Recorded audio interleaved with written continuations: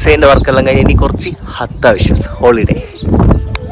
അങ്ങനെ കറങ്ങിത്തിട്ട് നമ്മൾ ഹത്തയിലെത്തി. വഴിതെറ്റിട്ടാണെങ്കിൽ ഈ ഒരു സ്ഥലം ഞങ്ങൾക്ക് വലിയൊരു എക്സ്പീരിയൻസ് ആയിരുന്നു തന്നത്.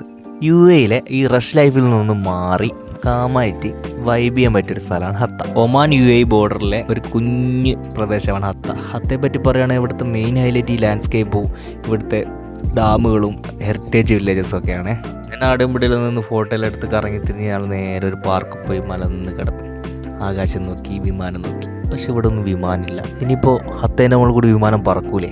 അങ്ങനെ കാര്യമില്ലാത്ത കാര്യങ്ങൾ ആലോചിച്ച് സമയം പോക്കി ഞങ്ങൾ നേരെ ഡാമിലേക്ക് പോകാൻ തീരുമാനിച്ചു. അങ്ങനെ ഒരു ഉച്ചരയിലായ സമയത്ത് ഹത്തയിലെത്തി.